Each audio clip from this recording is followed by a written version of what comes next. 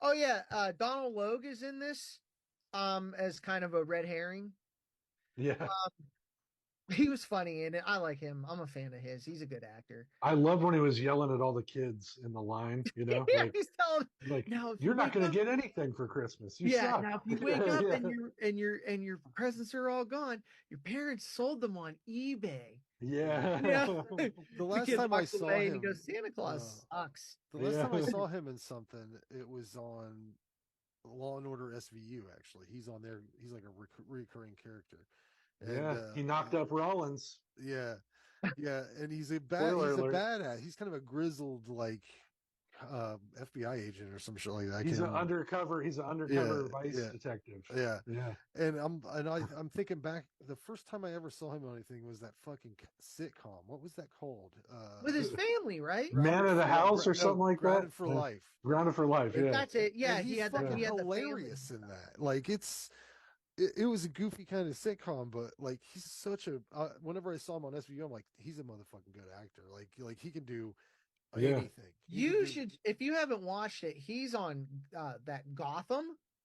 He is Oh. Yeah. Bullock. Remember Oh. Bullock from the animated series? I'm not a The superhero Frank guy, grizzled, man. Frank doesn't. Yeah. he's like the big, gruff, You know the new T-Mobile almost dirty commercial? cop. He was like, Yeah. Is he on a he's T-Mobile really good commercial? on Gotham. Yes, he is. He's on the new I T-Mobile commercial. I agree with you, John. That he's fantastic in that. Yeah, he But was yeah, awesome. I gotta finish that series. I never finished it. it's Um, pretty good. It has a good ending. So I'm sure. So, all right, back to this. Like I said, I like to wrap up effects, kills. I mean, it's got its flaws, but it is a super solid horror movie and a solid slasher. I give this a 7. Nice. So thank you, JP. I appreciate it. yeah. This was a nice, like, oh yeah, I remember you. Little memory lane hit there. Thank you. This is good shit. Yeah. Up next, I'll go ahead and knock mine out. I just watched this before we did this, like literally. um, John gave me My Demon Lover from 1987. Haven't watched this since I swear to God somebody had it on a Video Treasures. Back in the day, one of those VHS. Uh-huh. Probably didn't even have the case with it, but I remember I put it in hoping for it to be more or what more demon than what it is. I was probably fast forwarding it and like this. What is this? What is Oh, this? you're missing all the comedy. Yeah, Yeah. but Ha. uh, I really watched it this time though. So summary for this film: a homeless street musician becomes a demon when sexually aroused. Directed by Charlie Leventhal, written by Leslie Ray, who wrote a lot of TV, including best credit on Leslie Ray's IMDb. 101 episodes of the Wayans Brothers show. Anybody a fan? Anybody a fan of Wayans Brothers? Nah, I never watched Yeah. it. I'd Nah. recommend it. It's got their dad is the Damon, dude right? no, their dad is the dude from Friday. The dad from Friday. What's his Oh Oh, yeah. and he owns a little John diner. Witherspoon. Yeah, John Witherspoon. He owns a little diner, and it's Sean and Marlon. It's fucking. If you like those dumbasses, it's fucking pretty fun. Um, but this movie starts out like it just hits you with so much '80s, like right in the face. The opening credits is like this pink, and kind of half animated thing that back when they used to do little animated things for the credits, and then I it mean, it was goes a romantic comedy. yeah, it's yeah, mhm. but then it goes like right straight to like the streets of New York in 1987. It's like that shit is you. I just love that. It's so delicious to see all that weird shit that was going on in New York in the 80s before they cleaned it all up, and it was like But normally, in a romantic comedy, like they'll set up the characters as being unlucky in love or whatever. This woman, they introduce the main female character. Her boyfriend is literally fucking stealing all of her shit, like right out of her apartment as she's walking up with groceries. He knocks the groceries out of her hand, like steps on her baguette, like smashes all her shit up.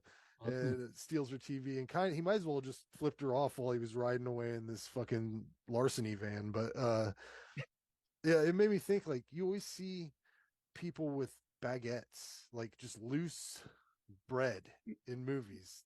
That is true. Not even bag. Fucking, if you buy a baguette, it's usually in some sort of bag or something.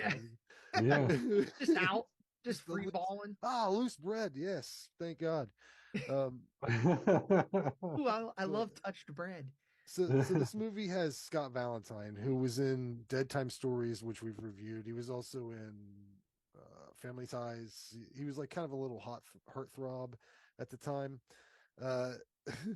I don't know if I'm supposed to be on his side, like, to begin this movie, but he's basically, he says he's a street musician, but he's basically like a rogue pervert. He's like on the streets, like, oh God, there's so many women, and he's like groping and like harassing them and shit. And it's like, he seems like not a good dude. Like, you wouldn't. Yeah, he's kind of gross. This movie is definitely part of that whole wave, like Revenge of the Nerds. Even Family Matters did it, where the theme is like, if you want the girl and you are persistent enough, she will eventually break, wear down. Stalking's all right if you're in love. That's been my experience. But this one goes even further, because it basically says, if you look like Scott Valentine, you can emerge from a trash pile, like literal trash pile, steal a woman's fruit burger, whatever the fuck that is, and then insult her, stalk her all the way to her house, reveal that you turn into a demon when your dick gets hard, then fuck her best friend and still get the girl. Like, it's all about persistence, man. You just gotta be persistent. This is a PG-13 movie where you get to see a man's pubic hair. So if you guys are interested in that, Scott Valentine has a very healthy thicket of pubic hair. If you were concerned about it, there's a lot of fun, like, transformation shit in this. The first time he kind of half transforms, he looks like a fat genie, and it's hilarious to me that this girl is like so desperate for a boyfriend that after she sees him turn into like a fat genie man with like titties and stuff, that she is like willing to consider exclusively fucking him when he looks like that, as long as he looks like Scott Valentine the rest of the time. But then this movie is so fucking great. It's so bonkers. There's just nuts shit happening. There's two different demons, and they're fighting each other, but they have to be aroused to be in demon state. So it's like, it's fucking weird. And normally in most movies, like, crazy bonkers shit happens at the end, and the cops show up after it's all over with, and they're like talking to people, like, what happened? Oh, what? They might see something, but it's just confusing. In this movie, the whole police force sees literally everything that happens, like all the crazy shit, lightning, demons, fighting, all this. And then they basically go, just another night at work,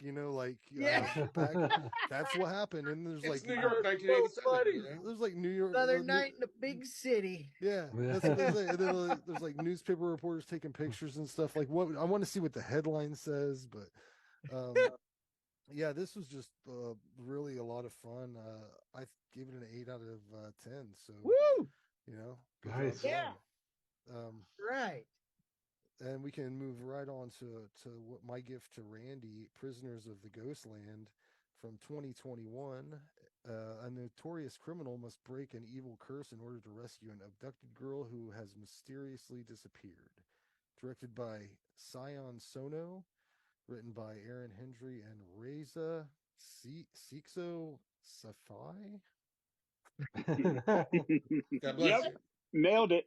Sounds about right. What'd you say, Ray? Jeez. Well, right off the bat, let me just say thank you. This was good. I really had fun with this one. Just to kind of give everybody a little overview of what it is, it's like Mad Max meets Escape from New York with the undead, like Fallout 4 kind of zombies mixed in too.